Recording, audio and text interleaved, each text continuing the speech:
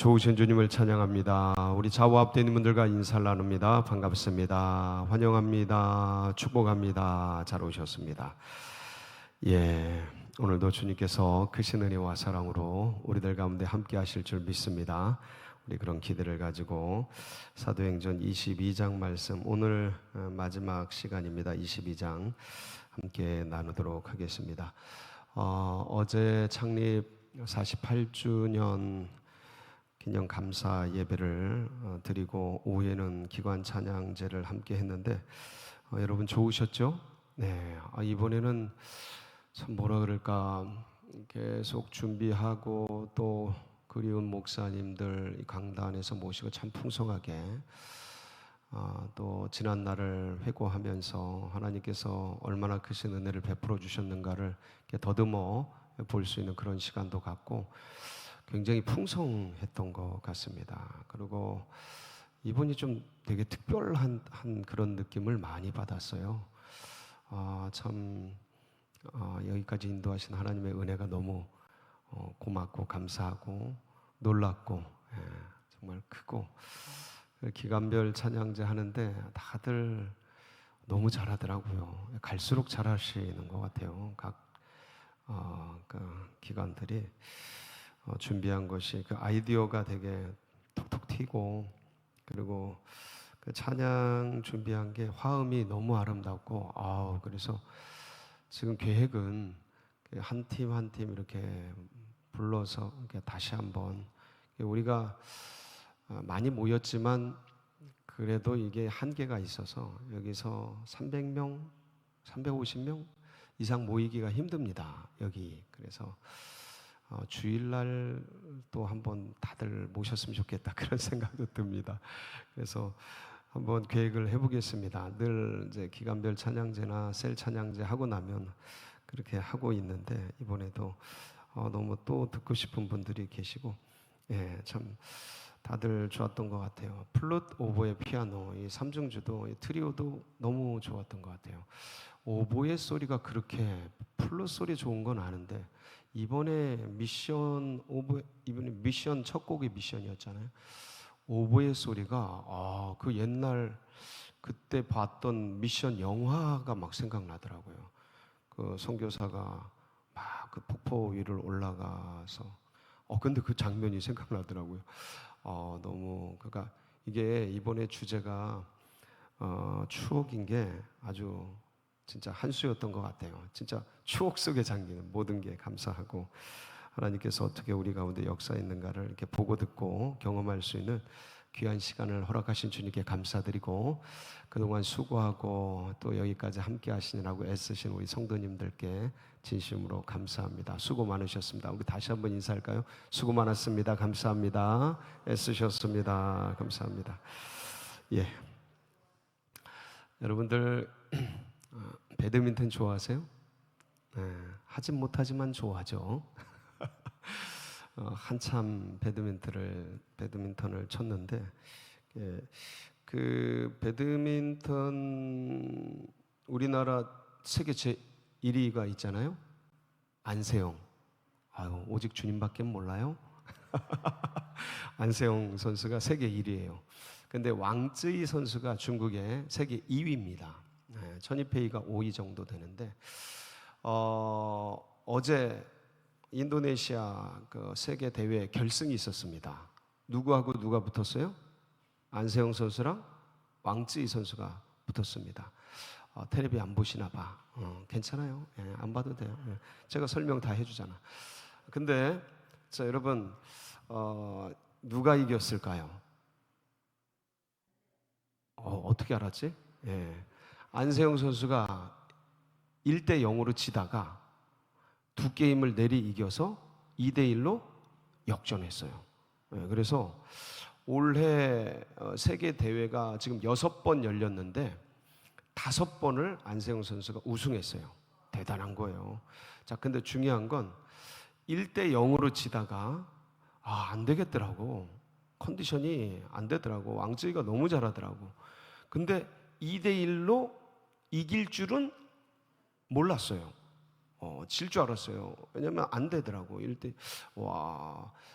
첫 게임이 21대 13인가 그렇게 졌어요. 그러니까 게임이 안 돼요. 하프 게임이에요. 안 되겠구나 이번에. 그러고서 예를 들어서 저는 하이라이트만 보니까 시간이 없으니까 뭐 이렇게 다 보진 못해요. 하이라이트를 보는데 아예 안 되겠다. 그거 보고 1대 0으로 지는 거 보고 끄면 마음이 어떨까요?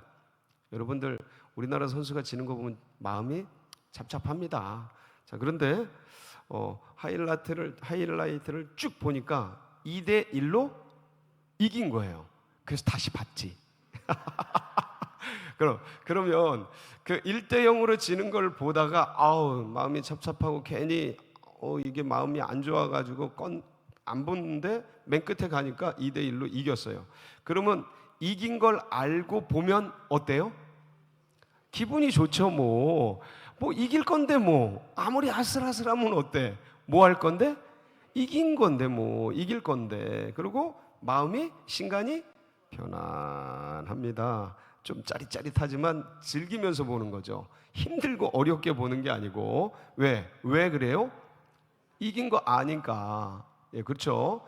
자, 오늘 이제 바울 사도가 지금 3차 전도 여행 마치고 예루살렘으로 올라와서 그 과격파 유대인들에게 잡혀가지고 지금 천부장에게 신문받고 있는 장면이고, 그리고 이 장면은 신문대에서 재판대에서 바울이 스스로를 변호하는 장면이에요. 변호사가 돼가지고 자기가 왜 그랬는지, 자기가 어떠한 일이 있었는지 쭉 얘기하는 장면이에요. 여러분, 천부장이 앞에 있고 백부장이 수두룩 빽빽하고 군사들이 쫙 깔렸고, 지금 이 백성들은, 모여진 백성들은 바울에 대해서 호의적인 거예요? 아니면 호의적이지 않은 거예요?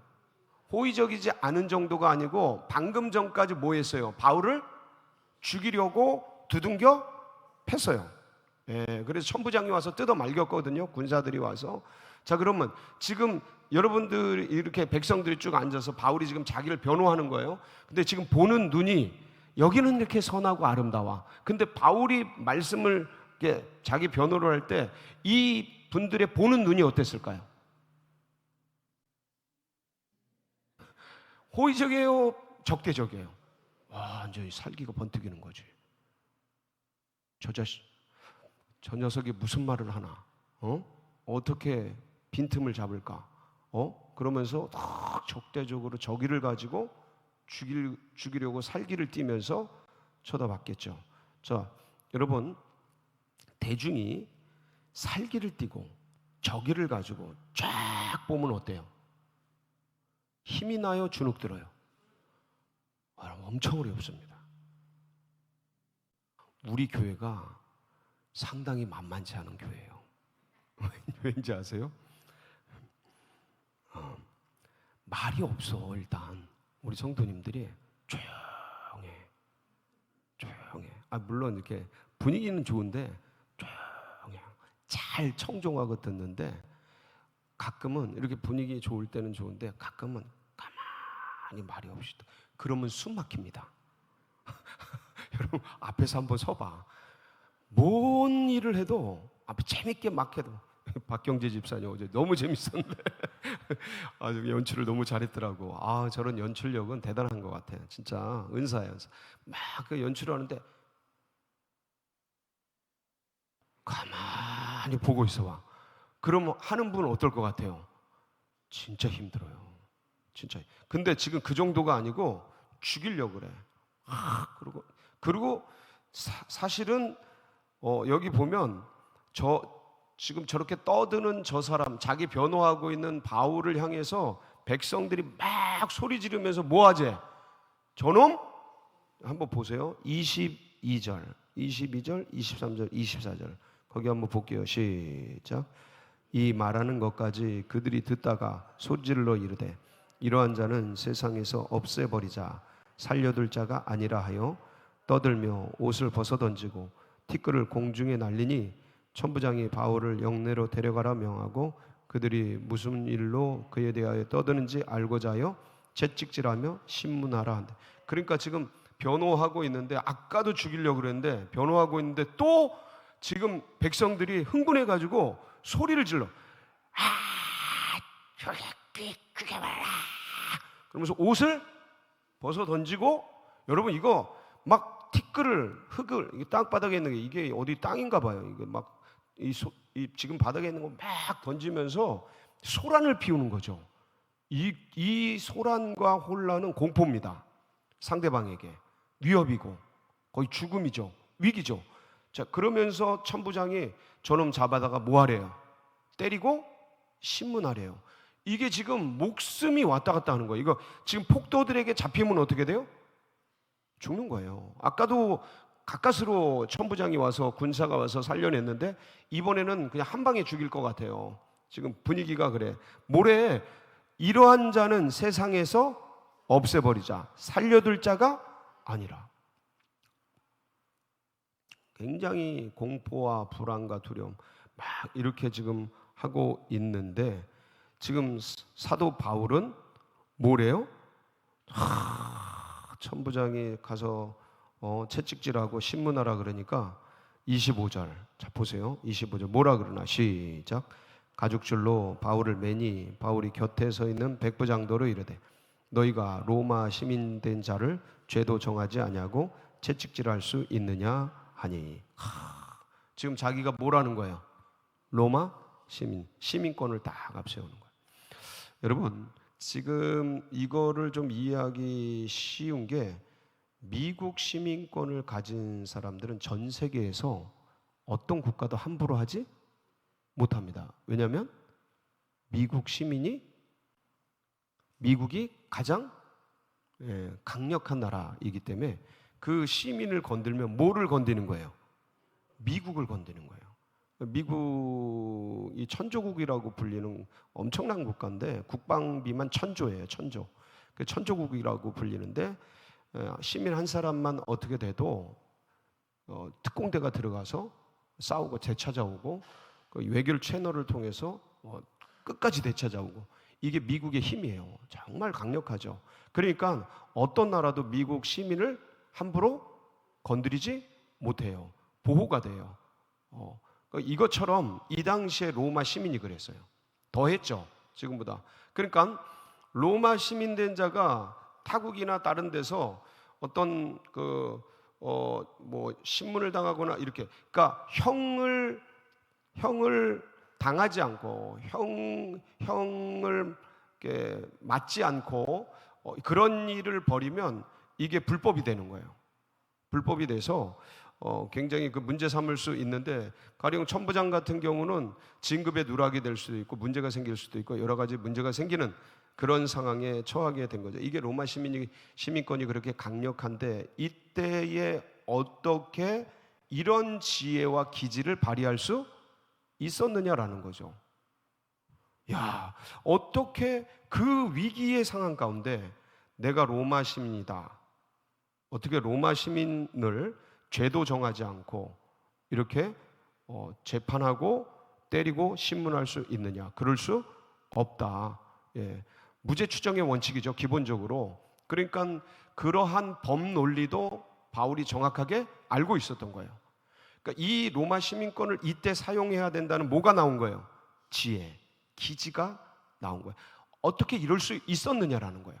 그 위기와 고난과 위협과 살기 등등의 어려움 속에서 위축되고 주눅들지 않고 어떻게 이렇게 담대할 수 있었고, 그리고 이런 지혜가 나올 수 있었고, 현장의 문제들을 파악하고 그것을 뚫어내고 살아남고 하나님 나라를 전파할 수 있었느냐 이거죠.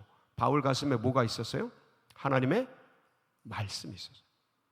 하나님의 말씀. 지금 바울이 뭔 얘기를 하는 거냐면 17절부터 우리 21절까지 쭉 보면 무슨 얘기예요? 시작. 후에 내가 예루살렘으로 돌아와서 성전에서 기도할 때 황홀한 중에 봄에 주께서 내게 말씀하셔. 자, 뒤에 말씀하신 내용이에요. 지금 뭔 얘기하는 거예요? 주님께서 나에게 이렇게 말씀하셨다. 말씀을 가슴에 품고 있는 거예요. 이게 언제적 얘기예요? 한참 된 얘기잖아요. 그러니까 주님께서 자신을 부를 때 말씀해 주셨던 거예요. 그러니까 이 가슴에 품고 있어요. 여러분들 마음속에 주님의 말씀이 새겨지기를 축복합니다. 그러니까 주님이 나를 부르신 그 말씀, 주님이 나에게 주신 사명, 그 뒤에 보세요. 19절에 보면 내가 말하기를 주님 내가 주를 믿는 사람들을 가두고 또 각 회당에서 때리고 또 주의 종이 스데반이 피를 흘릴 때 내가 곁에 서서 찬성하고 그 죽이는 사람들의 옷을 지킨 줄 그들도 아나이다.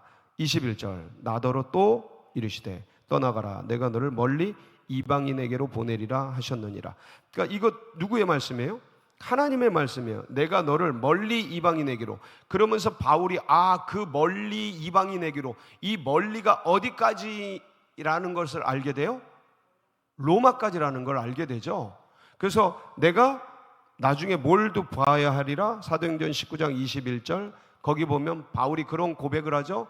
무슨 고백을 해요? 시작. 이 일이 있은 후에 바울이 마게도냐와 아가야를 거쳐 예루살렘에 가기로 작정하여 이르되 내가 거기 갔다가 후에 로마도 보아야 하리라 하고. 그러니까 예루살렘에 가서 결국 내가 어디 가리라? 로마 가리라. 로마도 보아야 하리라. 왜냐하면 이게 누구의 뜻이에요? 하나님의 뜻인 거예요. 하나님의 말씀인 거예요. 그걸 가슴에 품고 있는 거예요. 누가? 사도 바울이. 그러니까 그런 위기와 고난과 갑자기 불어닥친 환난과 어려움 속에서도 흔들리지 않는 거예요. 흔들리지 않는 거예요. 여러분 사람이요 위기와 고난과 어려움이 오면 흔들리기 마련이고 풍성과 좋음과 축복이 와도 흔들리기 마련이에요. 붕 떠요. 거품이 생기고 여긴 위축되고 깔아앉고 여긴 붕 뜨고. 그러니까 이게 다 흔들리는 건데, 그러니까 주님의 말씀을 가슴에 품고 있으면 이런 고난이 오고 어려움이 오고 위기가 오나 축복이 오고 풍성이 오고 은혜가 넘치나 그런 거에 일희일비하지 않고 딱 중심을 가지고 한 걸음 한 걸음 걸어갈 수 있게 되는 거예요. 뭘 품으면요? 하나님의 말씀을 품으면. 그러니까 내 뜻과 내 의지와 내 소견에 옳은 대로 뭘 해나가면 잘 되면 흥분하고 안 되면 기죽고 왔다 갔다 코사인 곡선 사인 곡선을 그려요. 감정의 파도에. 그런데 뭘 품으면? 하나님의 말씀. 그래서 여러분 주일날 제가 그런 말씀을 드렸잖아요. 하나님께서 우리를 하나님의 소유 삼으시고 하나님 제사장 나라가 되게 하시고 그리고 거룩한 백성으로 삼으시는데 조건이 하나 있다. 출애굽기 19장 4절 6절이죠. 한번 보실까요? 조건이 뭔가? 시작. 내가 애굽 사람에게 어떻게 행하였음과 내가 어떻게 독수리 날개로 너희를 업어 내게로 인도하였음을 너희가 보았느니라. 세계가 다 내게 속하였나니 너희가 내 말을 잘 듣고 내 언약을 지키면 너희는 모든 민족 중에서 내 소유가 되겠고 너희가 내게 대하여 제사장 나라가 되며 거룩한 백성이 되리라. 너는 이 말을 이스라엘 자손에게 전할지니라. 5절에 보면 이 하나님의 소유 제사장 나라 거룩한 백성이 되는 조건이 딱 하나 있어요. 사람의 능력과 실력과 뭐 인격과 그런 게 아니에요. 뭐죠? 너희가 내 말을 잘 듣고 내 언약을 지키면, 주님의 말씀을 청종하고 잘 듣고 그것대로 따라 살면, 그럼 100% 따라 살아야 저렇게 만들어 주셔요? No, 그렇지 않아요. 그걸 따라가려고 애를 쓰는 거죠. 사람의 육을 가지고 하나님의 말씀 100% 따라 살 수 없어요. 불가능해요. 가능하지 않아요. 근데 내 힘껏 주님을 따라가면 그것을 100%로 인정해 주셔요.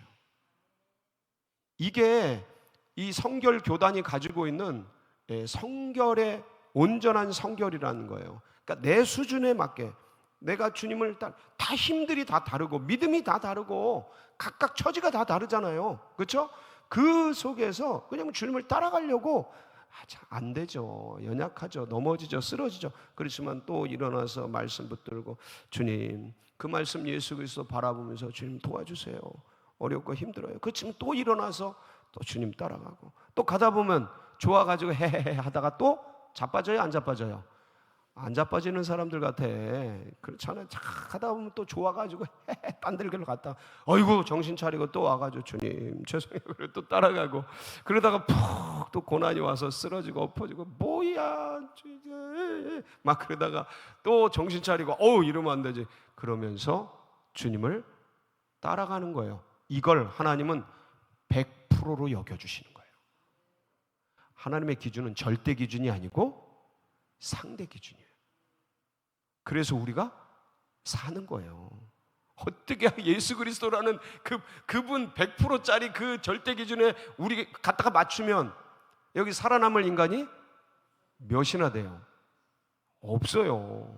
근데 은혜롭게도 우리 여건과 처지와 우리를 주님이 아시고 그냥 주님 말씀을 붙들고 어찌든 살아내려고 따라가는 그것을 주님이 기억하시고 그 마음 가운데 하나님께서 뭘 내려주셔요?